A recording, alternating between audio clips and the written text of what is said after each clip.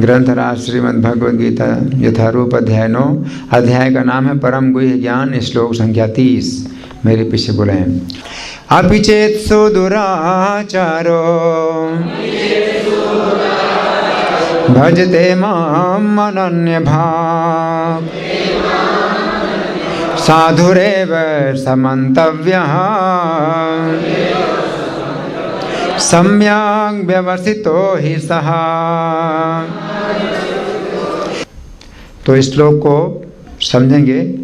इस श्लोक बहुत सरल है और इस श्लोक में बहुत गहराई है। इस श्लोक में बहुत से अर्थ हैं,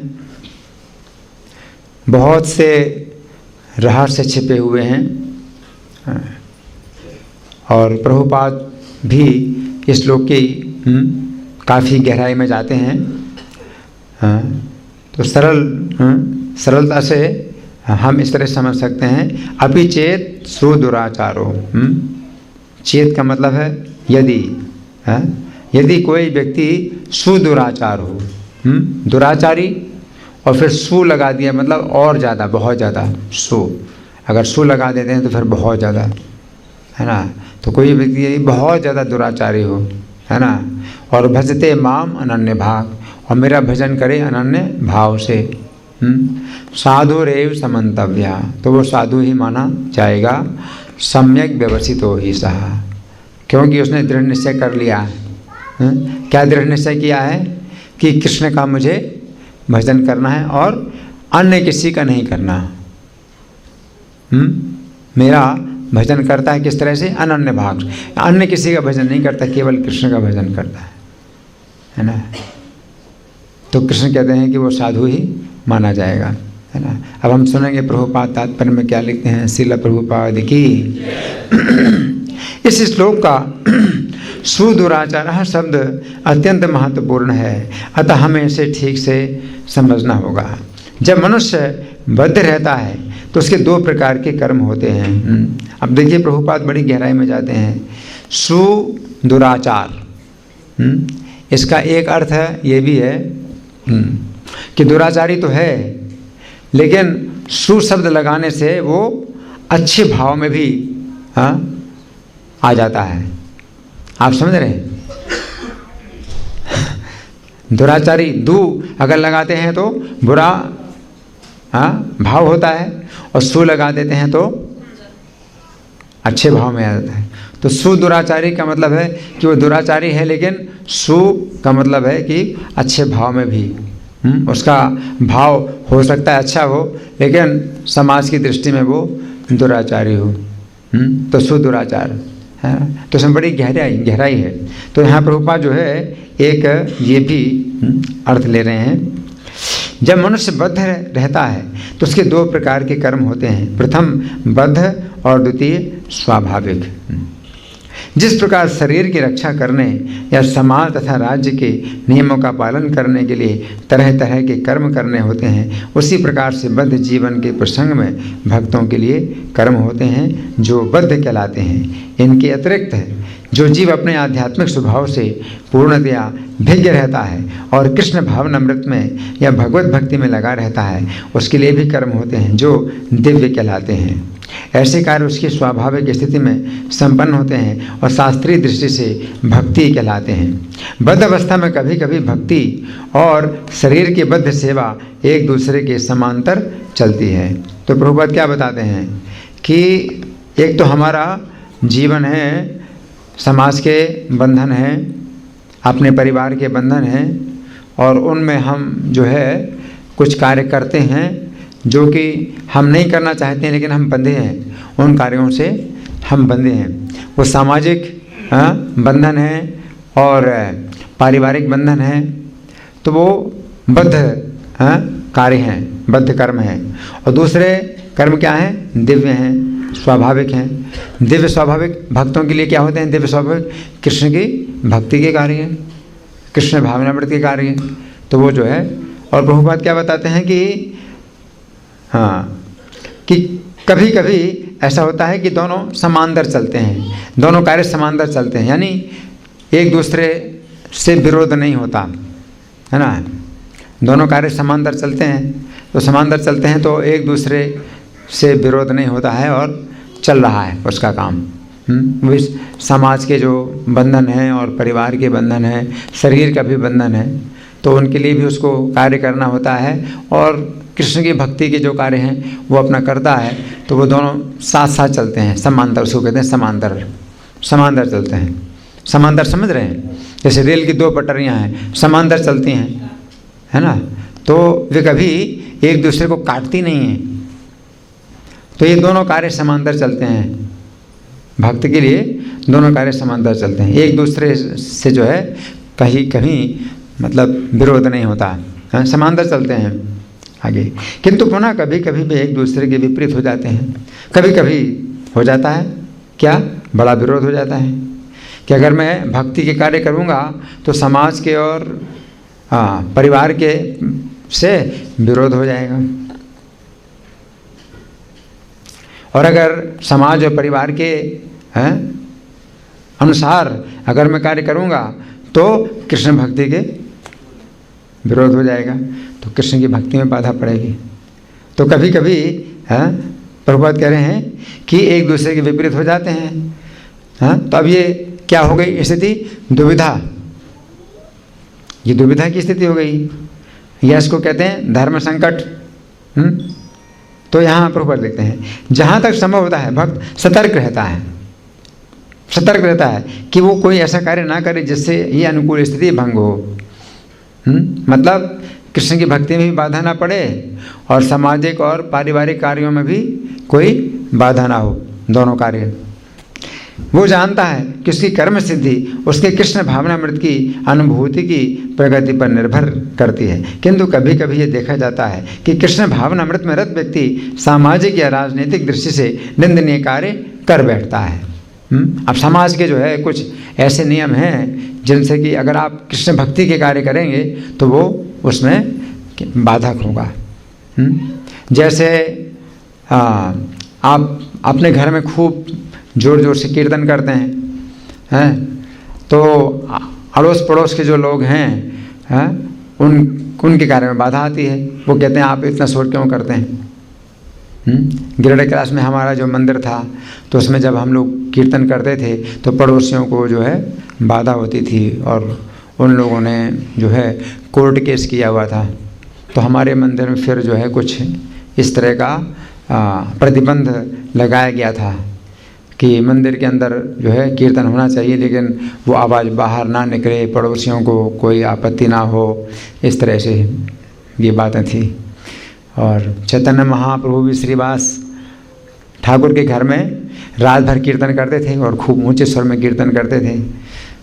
तो जो निंदक लोग थे वो बहुत निंदा करते थे कि हमारी नींद खराब होती है, ये लोग जो है कीर्तन ज़ोर ज़ोर से करते हैं।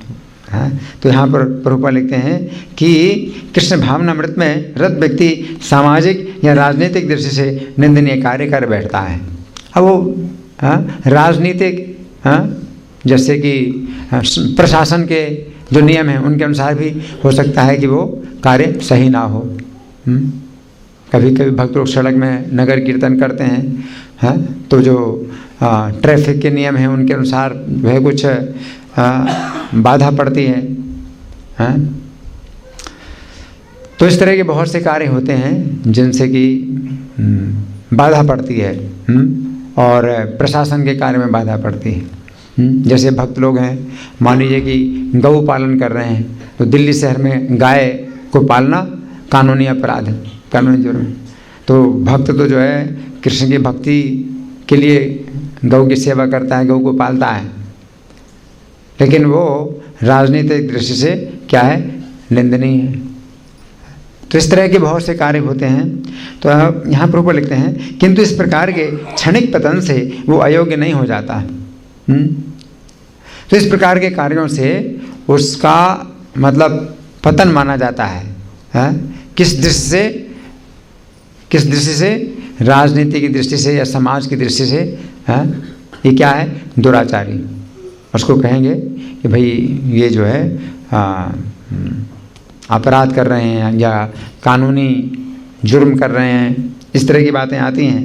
तो ये जो दुराचार है ये उनकी नज़रों में है, जो कि तथाकथित समाज है या तथाकथित प्रशासन है उनकी नज़र में।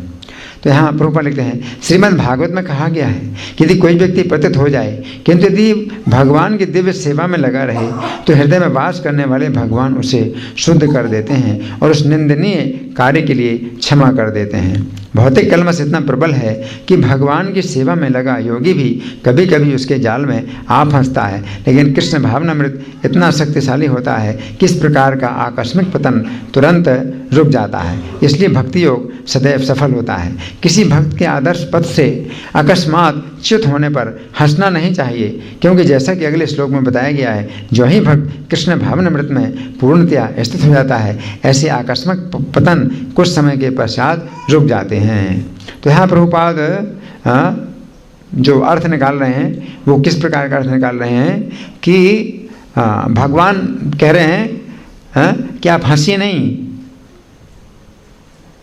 कि वो जो है समाज की दृष्टि में निंदनीय हो गया है, या राजनीति की दृष्टि में निंदनीय हो गया है ना, तो किसी को हंसना नहीं चाहिए। भगवान हंसना मना कर रहे हैं, इसलिए क्या कहते हैं, साधु रेव समंतव्य, वो साधु ही माना जाए। तो प्रभुपाद जो है भगवान का भगवान किस भाव को पकड़ रहे हैं, कि भगवान ने जब कहा कि वो साधु ही माना जाएगा, साधु रेव समंतव्य, कि वो साधु ही है, तो भगवान जो है पसंद नहीं करते हैं कि आप उसके ऐसे सामाजिक या राजनीतिक पतन को देख करके हंसें।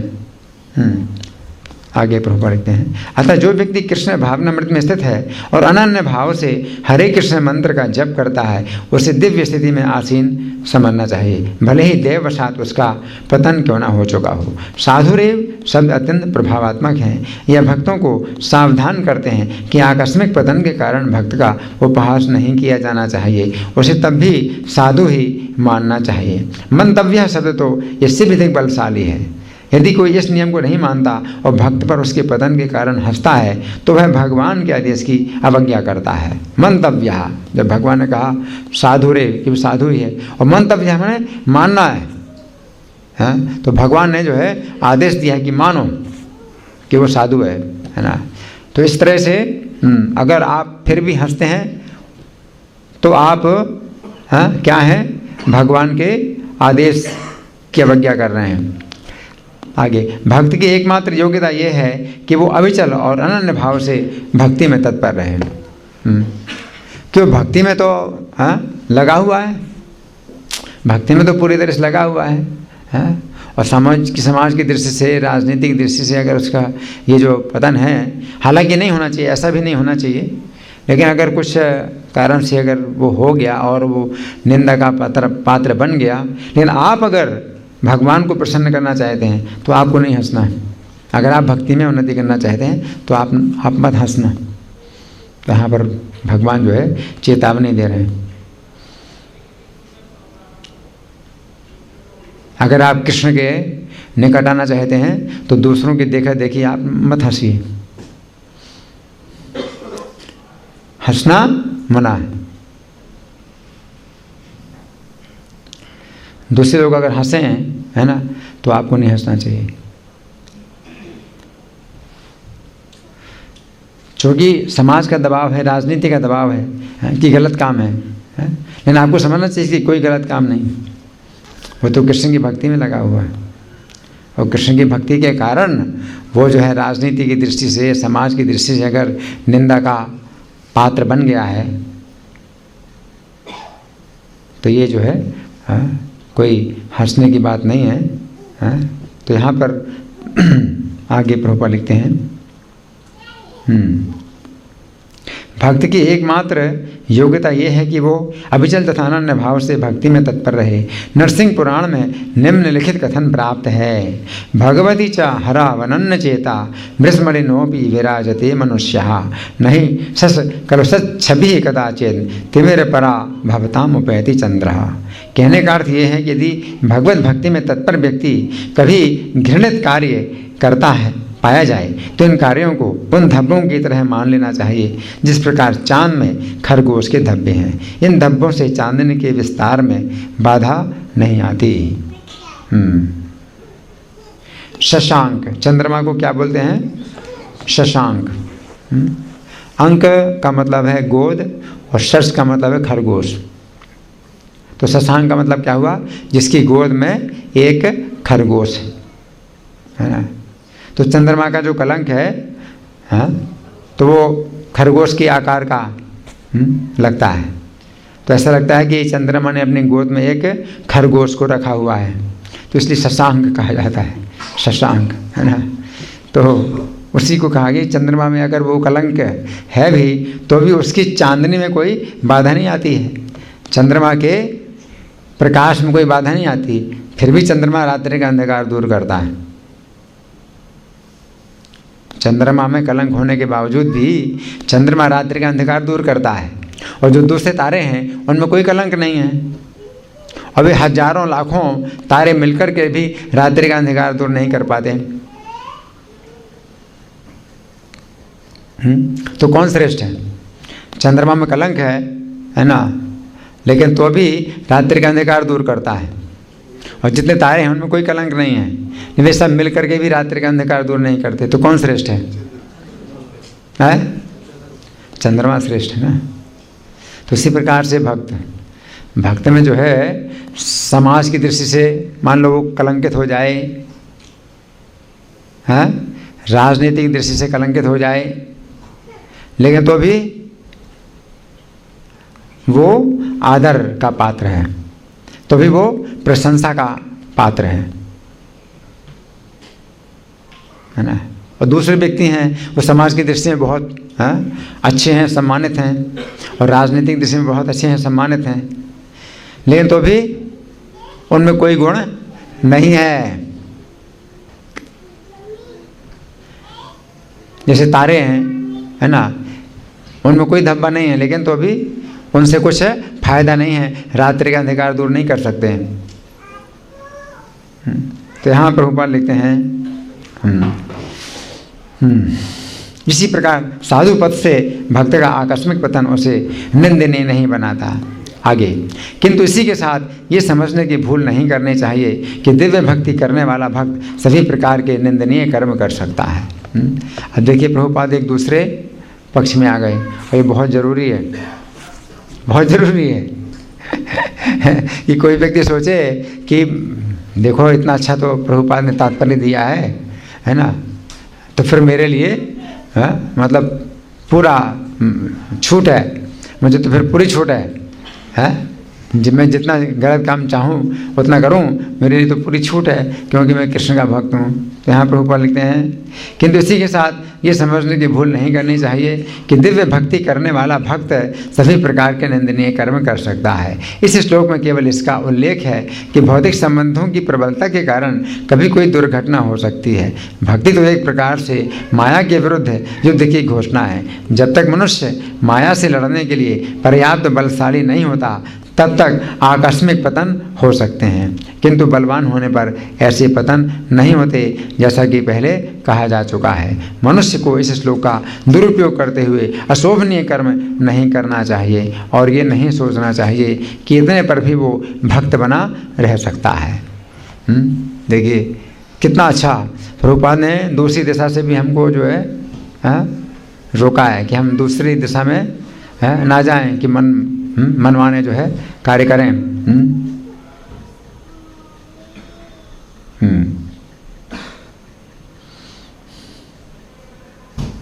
यदि वो भक्ति के द्वारा अपना चरित्र नहीं सुधार लेता तो उसे उच्च कोटि का भक्त नहीं मानना चाहिए।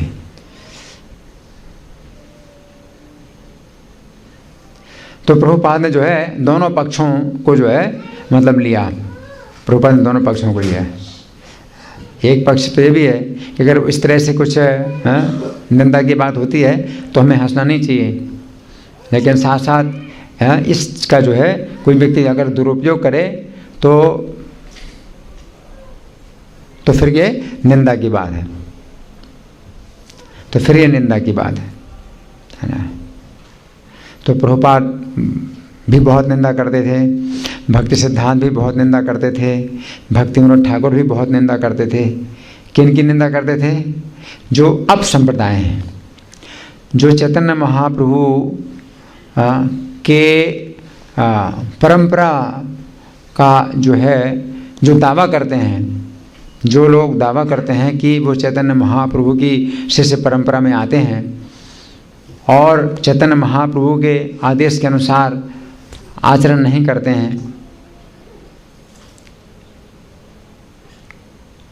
और चैतन्य महाप्रभु के संप्रदाय में अपने को बताते हैं कि हम चैतन्य महाप्रभु के संप्रदाय में हैं, तो उन सब को भक्तिविनोद ठाकुर ने पर्दाफाश किया। भक्तिविनोद ठाकुर ने ऐसे 13 अब संप्रदायों की गणना की है, जो कि अपने को चैतन्य महाप्रभु का अनुयायी बताते हैं, लेकिन वे चैतन्य महाप्रभु के अनुयायी नहीं हैं। जैसे प्राकृत सहजिया, तो प्राकृत सहजिया की निंदा प्रभुपाद ने जगह जगह की, क्योंकि उनका यही कहना है कि हम अगर भक्ति करते हैं तो फिर हमारा जो रास्ता है बिल्कुल आसान है, भक्ति में जो रास्ता है वो बिल्कुल आसान है, हमें किसी प्रकार के नियमों का पालन करने की ज़रूरत नहीं है। और वे चारों नियमों को तोड़ते हैं। चारों नियम नहीं तोड़ते तो भी काफ़ी नियम तोड़ते हैं, 4 में से काफ़ी नियम तोड़ते हैं। जैसे कि व्यभिचार नहीं तो वे व्यभिचार करते हैं, नशा नहीं तो वे नशा करते हैं और अपने को चैतन्य महाप्रभु का अनुयायी बताते हैं।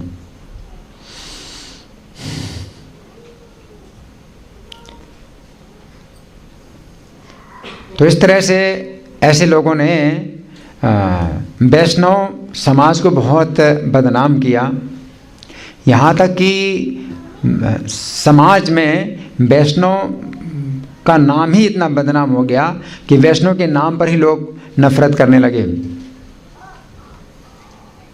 क्योंकि वे अपने को वैष्णव बताते हैं। और ऐसे लोगों की बहुत संख्या है। तो वैष्णव के नाम पर ही लोग नफरत करते थे कि वैष्णव इतने गिरे हुए हैं, वैष्णव लोग इतने दूषित होते हैं।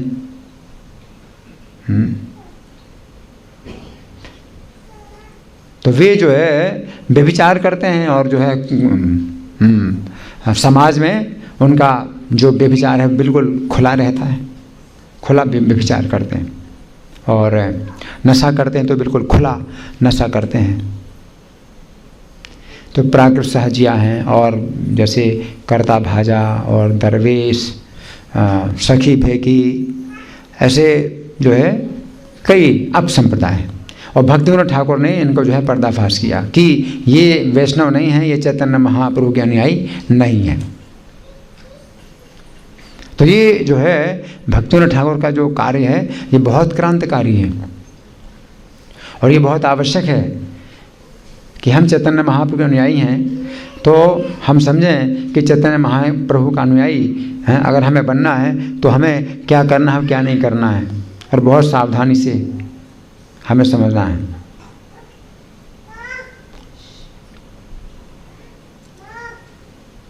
आज के श्लोक में भगवान कह रहे हैं अपि चेत सुदुराचारो।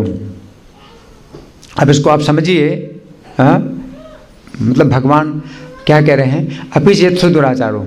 कोई व्यक्ति समाज में अगर बहुत बदनाम है, दुराचारी है, और भजते माम अनन्य भाव, और वो मेरा अनन्य भाव से भजन करता है। अब समझिए, मतलब भगवान क्या कह रहे हैं? समाज में वो बहुत बदनाम है, बहुत दुराचारी है, और मेरा अनन्य भाव से भजन करना शुरू कर दे। तो वो क्या कर रहा है? दुराचार में भजन कर रहा है, तो प्रशंसा की बात है। आप समझ रहे हैं? वो दुराचार में कृष्ण का भजन कर रहा है तो प्रशंसा की बात है। लेकिन जो व्यक्ति कृष्ण के भजन में दुराचार करे वो निंदा की बात है।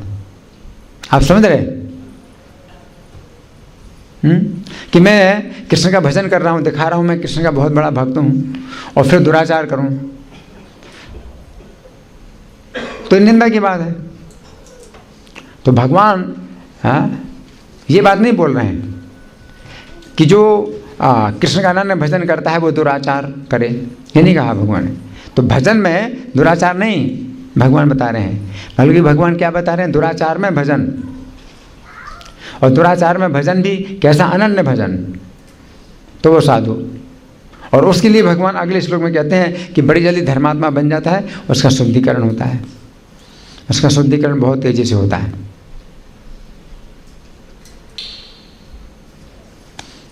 आप समझ रहे हैं? और अगर कोई व्यक्ति भजन में दुराचार करता है तो ये अपराध होता है। जैसे 7वां नाम अपराध क्या है, नाम के बल पर पाप करना, तो यह अपराध हो गया। नाम के बल पर पाप करना यह अपराध हो गया।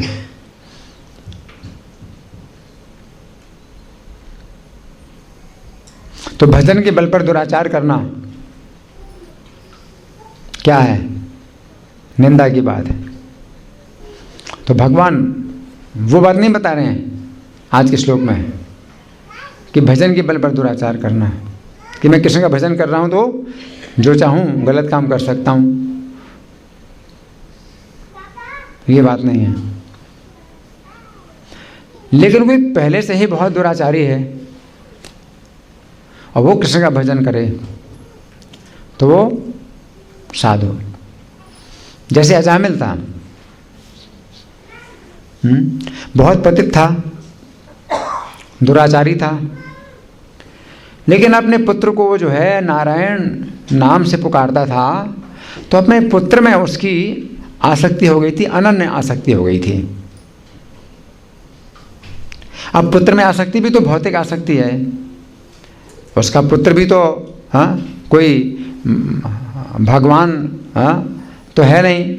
जैसे कि माता यशोदा कृष्ण को अपना पुत्र समझ रही है, कृष्ण तो भगवान है, तो कृष्ण में पुत्र के रूप में आसक्ति भी जो है उनकी दिव्य है। लेकिन अजामिल अपने पुत्र में आसक्त था, तो उसका पुत्र तो भगवान नहीं था, तो वो आसक्ति भी तो भौतिक है। लेकिन चूंकि नाम रखा था उसे नारायण, तो उस आसक्ति के बीच में नारायण नाम चूंकि आ गया, तो इसलिए वो आसक्ति दिव्य हो गई। और वो अनन्य आसक्ति, मतलब अन्य और उससे कुछ भी अच्छा नहीं लगता है, अपने पुत्र की सेवा, उससे और कुछ अच्छा नहीं लगता है। और चूंकि पुत्र में आसक्ति है, तो वो पुत्र के नाम में आसक्ति है। और वो पुत्र का जो नाम है नारायण, ये किसका नाम है, भगवान का नाम है ना। तो इसको कह सकते हैं कि दुराचारी है, लेकिन वो मेरा अनन्य भाव से भजन कर रहे हैं, मतलब नाम का तो भजन कर रहा है। वो नारायण, अपने पुत्र को नारायण हमेशा बुलाता है। तो जब वो खाता है तो अपने पुत्र को बुलाता है नारायण, आ खा ले। बिना पुत्र को खिलाए वो खाना नहीं चाहता है। जब पानी पीता है तो नारायण आ पानी पी ले। तो पुत्र को जो है बिना पिलाए वो पानी भी नहीं पीना चाहता है। तो हमेशा अपने पुत्र को नारायण पर करके बुलाता है। तो हर प्रकार के भोगों में वो जो है अपने पुत्र को याद करता है और पुत्र को जो है वो सेवा देना चाहता है। तो भजते माम अनन्य भाव। तो एक प्रकार से उसका जो है नाम का भजन हो रहा था, नारायण नाम का भजन हो रहा था, है ना। तो इसलिए वो साधु एवं समन्ता है, तो उसको साधु ही मानना चाहिए। और सचमुच हुआ क्या कि जब यमदूत आए हैं तो उसने किसको पुकारा, नारायण, अपने पुत्र को ही पुकारा नारायण। पुत्र में उसकी इतनी आसक्ति थी कि अपने पुत्र को बुलाया नारायण। और तुरंत 4 विष्णुदूत आ गए उसकी रक्षा करने के लिए। डरो नहीं, डरो नहीं, है ना। तो ये मतलब एक उदाहरण है आज के श्लोक के अनुसार कि भजते माम अनन्य भाव। हालांकि वो शुद्ध नाम नहीं था उसका, उसको नामाभास कहते हैं, लेकिन नामाभास से भी जो है वो बहुत बड़े संकट से छूट गया।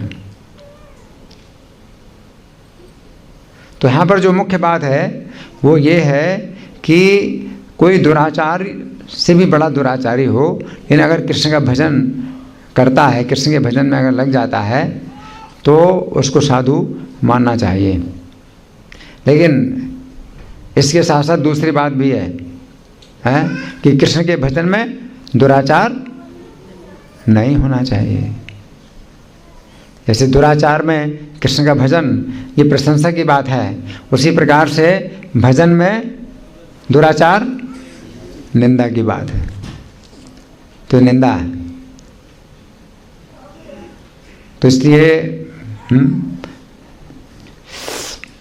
अंतर्राष्ट्रीय कृष्ण भावनामृत संघ के जो भक्त हैं, आप लोग भी जो जुड़े हुए हैं, आप लोगों को भी बहुत सावधान रहना चाहिए कि कोई कार्य ऐसा ना हो कि जिसको देख करके लोगों के अंदर कृष्ण के प्रति ही श्रद्धा खत्म हो जाएगी, कि ये जो है इस्कॉन से जुड़े हुए हैं, कृष्ण की भक्ति से जुड़े हुए हैं, और ऐसा कार्य कर रहे हैं, तो आपके कारण उनकी कृष्ण के प्रति भी जो है श्रद्धा खत्म हो जाए। तो ऐसा कार्य ना करिए, है ना।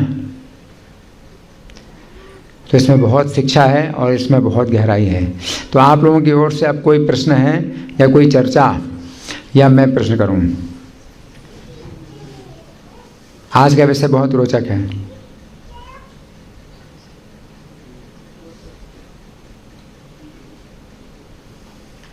मैं प्रश्न करूं? आपका प्रश्न। प्रभु जी, मान लीजिए अगर कोई भक्त है, कोई भी है, वो कोई चीज़ करता है शुरू से अब तक, उसे छोड़ना चाहता है, तो अगर उसकी आदत में वो है कि वो नहीं छोड़ पा रहा उस चीज़ को, तो अगर उस टाइम पे वो भक्ति भी कर रहा है, वो चीज़ छोड़ना भी चाहता पर मुश्किल से वो छोड़ नहीं पा रहा उसकी आदत में, तो उस स्टेज में वो क्या करेगा? उस स्टेज के लिए क्या होगा? तो इसी अवस्था के लिए तो भगवान बता रहे हैं कि वो जो है दुराचारी है, लेकिन वो कृष्ण का अनन्य भजन कर रहा है। तो यहाँ पर जो मुख्य बात है वो है अनन्य भजन। अगर आप कृष्ण का अनन्य भजन करते हैं तो आप बड़ी जल्दी धर्मात्मा बन जाएंगे, क्षिप्रम भवति धर्मात्मा। लेकिन यहाँ पर अनन्य भजन है, तीव्र भजन है। अगर आप तीव्र भजन करते हैं तो आप बड़ी जल्दी धर्मात्मा बन जाते हैं। यहाँ पर भगवान बताते भी हैं, अगले श्लोक में बताते भी हैं, क्षिप्रम भवति धर्मात्मा शाश्वत शांतिम निगच्छति। तो उसको जो है शाश्वत शांति प्राप्त होती है, बड़ी जल्दी धर्मात्मा बन जाता है। तो ये भी जो है एक प्रयोग है कि अगर आप अनन्य भक्ति करते हैं तो आप जो है आपका ये जो प्रयोग है ये प्रयोग का जो है परिणाम मिलेगा। आप ये प्रयोग आप करें और इसका परिणाम देखें। तो एक ये प्रयोग भी है। लेकिन अनन्य भाग का मतलब यही है, जैसे अजामिल था तो अजामिल के भी पाप कर्म चलते जा रहे थे, अपने पुत्र में भी जो है उसकी आसक्ति थी, उसके पाप कर्म भी चलते जा रहे थे। लेकिन जब बहुत बड़े संकट में वो पड़ा, मृत्यु के संकट में पड़ा, तो उसकी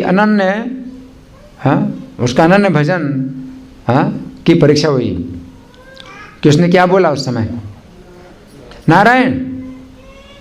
तो उसी प्रकार से आपके अनन्य भजन की परीक्षा होती है। जब आप संकट में पड़ते हैं तो आप क्या करते हैं, उस समय आप क्या बोलते हैं, किसको याद करते हैं? हरे कृष्णा है। तो आप हरे कृष्णा बोलते हैं या अरे बाप रे बोलते हैं, क्या बोलते हैं? तो ये जो है आपको ही देखना है, आपको अपनी परीक्षा करनी है कि आपका भजन कितना अनन्य है। आप अन्य का भजन कर रहे हैं या कृष्ण के अलावा किसी अन्य का भजन नहीं कर रहे हैं। तो ये परीक्षा आपको खुद ही करनी है अपनी। भजते माम अनन्य भाग। अजामिल बहुत पापी था लेकिन उसका भजन अनन्य था, वो पुत्र का ही भजन करता था। लेकिन चूंकि उसमें नारायण नाम भी शामिल हो गया इसलिए वो कृष्ण का भजन बन गया। तो अपने पुत्र के भजन में भी जो है वो नाम का जो उच्चारण कर रहा था वो भगवान का था, और वो अनन्य भजन हो गया उसका। तो यमदूत आए, है ना, तो वो जो है अरे दैया रे, अरे बाप रे, ये सब नहीं बोला।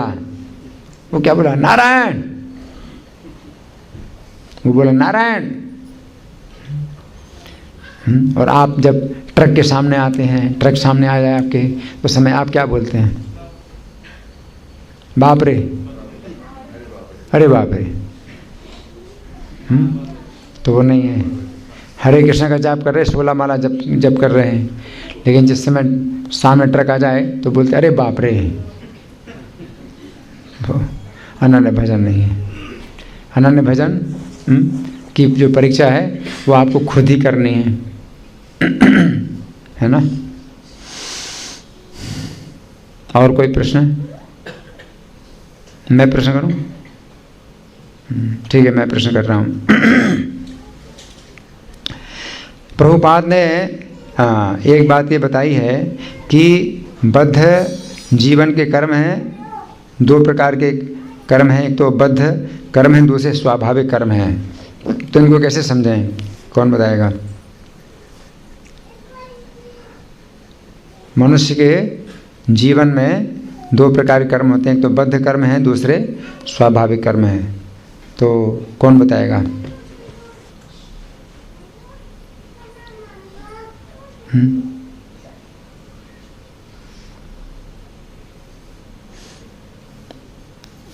प्रभुपाद बताते हैं कि मनुष्य के जीवन में एक तो बद्ध कर्म है, दूसरे स्वाभाविक कर्म है। क्या मतलब?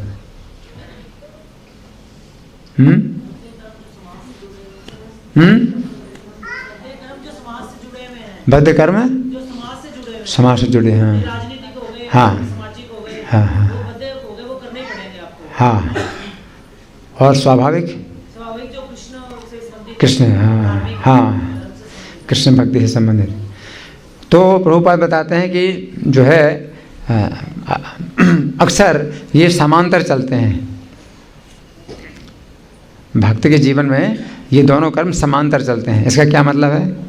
समांतर चलते हैं, इसका क्या मतलब है?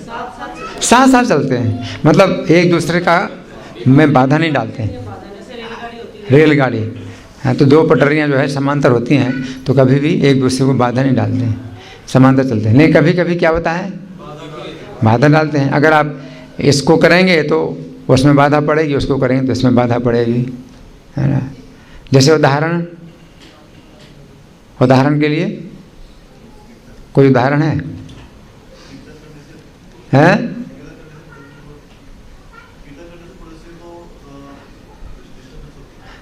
जोर जोर से कीर्तन करते हैं भक्त लोग, जोर जोर से कीर्तन, कभी सड़क में कीर्तन करते हैं, तो उसमें भी जो है हाँ बाधा पड़ती है, या ट्रैफिक रूल में जो है बाधा पड़ती है ना। अपने घर में कीर्तन करते हैं तो पड़ोसियों को बाधा होती है।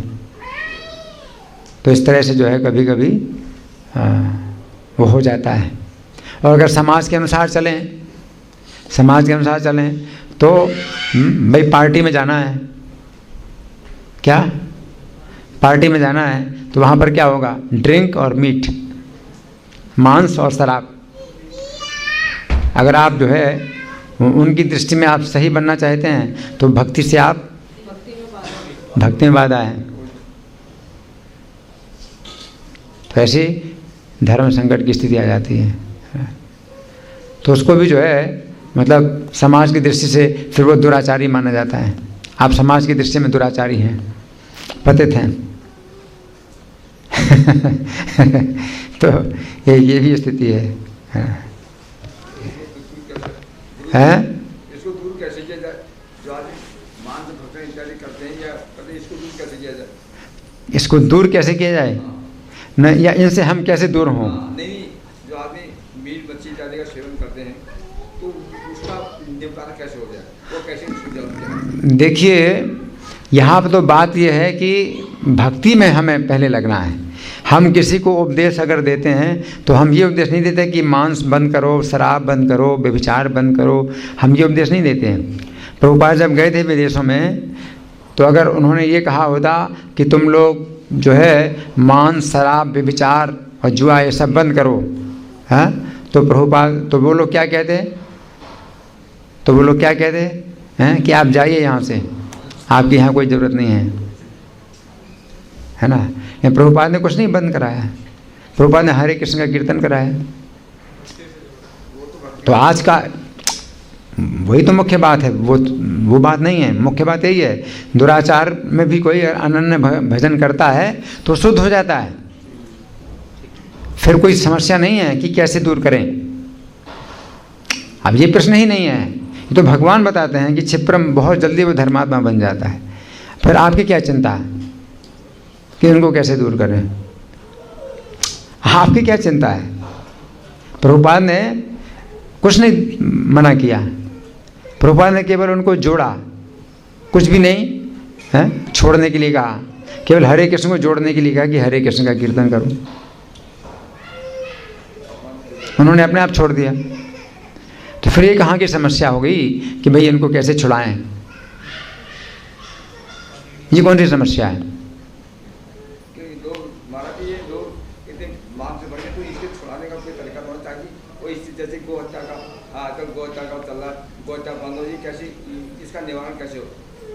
देखिए, ये कोई समस्या नहीं है, ये कोई समस्या नहीं है। आप ये संकीर्तन आंदोलन में अगर आप फैलाते हैं, संकीर्तन आंदोलन फैलाते हैं तो सब प्रकार के दोष दूर होंगे। आप एक दोष की बात कर रहे हैं, आप एक दोष की बात करते हैं, सभी प्रकार के दोष दूर होंगे केवल संकीर्तन आंदोलन के द्वारा। इसमें केवल एक दोष नहीं है, सभी प्रकार के दोष दूर होंगे। अगर प्रभुपाद की पुस्तकों का अगर आप वितरण करते हैं और उनको पता चलेगा कि ये कर्म के अनुसार हमें अगला जीवन प्राप्त होगा। आज की शिक्षा ने लोगों को बिगाड़ा हुआ है। आज की शिक्षा कैसी है कि अगला जीवन ही नहीं है। अब अगला जीवन ही नहीं है तो आप जो कुछ भी चाहो वो करो, अगला जीवन है ही नहीं तो आपके जो है कुछ कर्मों का कोई विचार ही नहीं है, आप चाहे जैसे कर्म करें। लेकिन जब अगला जीवन आपको पता चलता है आपका अगला जीवन है और आपके कर्मों के अनुसार मिलने वाला है तो आप खुद ही विचार करेंगे कि मैं क्या कर रहा हूँ और उसके अनुसार मुझे कैसा जीवन मिलेगा। तो ये जो ज्ञान है, कृष्ण भावनामृत का ज्ञान है ना, ये बहुत शक्तिशाली है। ये संकीर्तन आंदोलन बहुत शक्तिशाली है। इससे एक प्रकार का दोष नहीं दूर होगा। आप कहें गोहत्या, फिर आप दूसरी बात कहेंगे भाई नशा है, तीसरी बात कहेंगे व्यभिचार है, कितने प्रकार के दोष हैं, हजारों दोष। कलेर दोष निधे राजन, दोषों का समुद्र है, कलयुग दोषों का समुद्र है। तो आप एक दोष दूर करना चाहते हैं तो दोषों का समुद्र है। अस्ति है को महान गुण, लेकिन बहुत महान गुण कलयुग का यही है, कीर्तना देव कृष्ण से मुक्त संघा परम रजेत। तो कृष्ण के कीर्तन मात्र से ही सब लोग जो है आसक्तियों से मुक्त हो जाएंगे और भगवान के धाम चले जाएंगे। तो इतनी शक्ति है इस संकीर्तन आंदोलन में, इसको समझिए। और आज का श्लोक यही है। तो हम दुराचार बंद नहीं कर रहे हैं, हम केवल भक्ति को प्रोत्साहन दे रहे हैं और भक्ति में लोगों को जोड़ रहे हैं। तो प्रभुपाद ने जो है हिप्पियों को ही हरे कृष्ण कीर्तन कराया और हिप्पी लोग चारों नियमों को तोड़ते थे, व्यभिचार, मांसाहार, जुआ, नशा सब कुछ करते हैं। नहीं, प्रभुपाद ने क्या किया? कीर्तन ही कराया उनसे। और इससे क्या हुआ, उन्होंने मतलब पूछा स्वामी जी आपके शिष्य बनने के लिए क्या कुछ नियम है? और प्रभुपाद ने कहा मांसाहार नहीं, जुआ नहीं, नशा नहीं, व्यभिचार नहीं। छोड़ दिया उन्होंने, तुरंत छोड़ दिया। उन्होंने खुद ही पूछा कि आपके शिष्य बनने के लिए क्या नियम है, और उन्होंने छोड़ दिया। अगर प्रभुपाद उनसे छुड़ाते कि भाई पहले छोड़ो, तब हम आपको हरे कृष्ण का कीर्तन बताएंगे, सिखाएंगे, तो वो क्या कहेंगे? वो क्या कहते हैं? कहेंगे गुड बाय, नमस्कार। दोबारा वो आएंगे ही नहीं। तो प्रभुपाद ने किसी को भी नहीं मना किया। प्रभुपाद ने किसी को छोड़ने के लिए कुछ नहीं कहा कि पाप कर्म छोड़ो, प्रभुपाद ने कहा हरे कृष्ण को जोड़ो, ठीक है ना। तो इस तरह से जो है ये भक्ति बहुत शक्तिशाली है।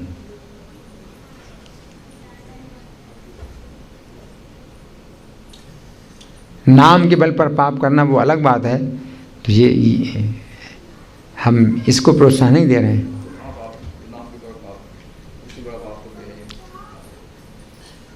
हम इसको प्रोत्साहन नहीं दे रहे हैं, लेकिन शुरू में हम किसी को मना नहीं करते हैं। हम कहते हैं भाई चलो भाई हरे कृष्ण का जाप तो करो, माला जप करो।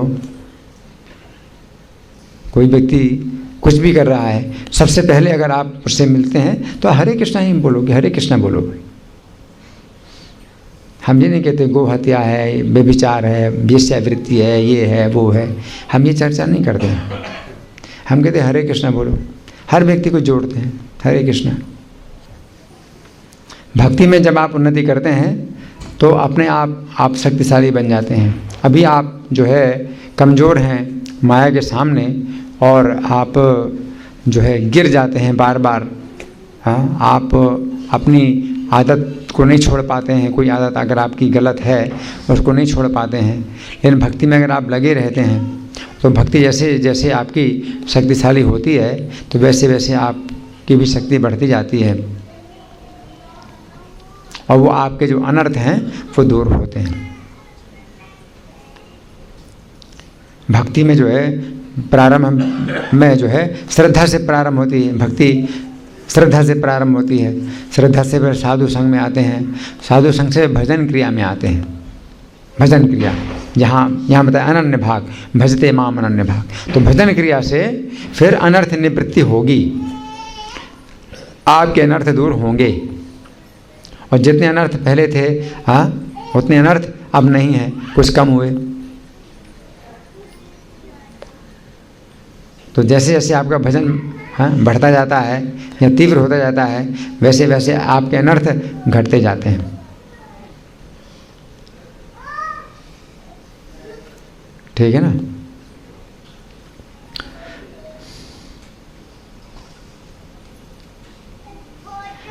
जो लोग कृष्ण की भक्ति कर रहे हैं, कृष्ण का भजन कर रहे हैं, उनमें कुछ अनर्थ होते भी हैं तो भी निंदा की बात नहीं है, क्योंकि प्रभुपाद ने श्लोक उद्धृत किया है नरसिंह पुराण का कि चंद्रमा में कलंक होने के बावजूद भी वो क्या करता है, रात्रि का अंधकार दूर करता है।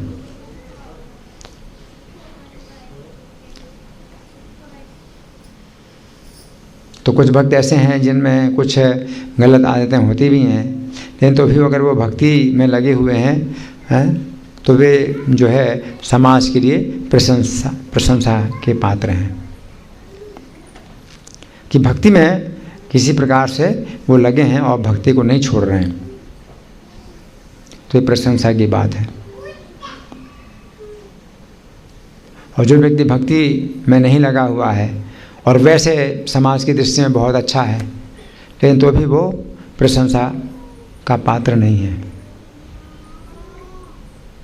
जैसे कि तारे हैं, तारों में कोई कलंक नहीं होता, लेकिन तो भी रात्रि का अंधकार वे दूर नहीं कर पाते। और चंद्रमा में बहुत बड़ा कलंक है, लेकिन तो भी वो रात्रि का अंधकार दूर करता है ना।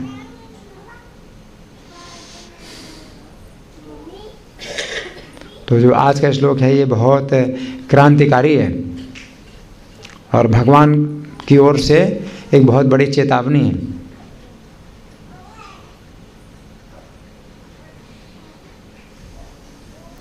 लेकिन हमें गहराई से समझना होगा और इस बात का हमें दुरुपयोग नहीं करना है, इस श्लोक का दुरुपयोग नहीं करना है कि ठीक है हम भक्त बन गए तो हमको जो है अब लाइसेंस मिल गया है, कोई भी गलत काम करने का लाइसेंस मिल गया। ये नहीं, ठीक है। धन्यवाद। ग्रंथराज श्रीमद् भगवद गीता की जय। जगत गुरु शिला प्रभुपाद की जय।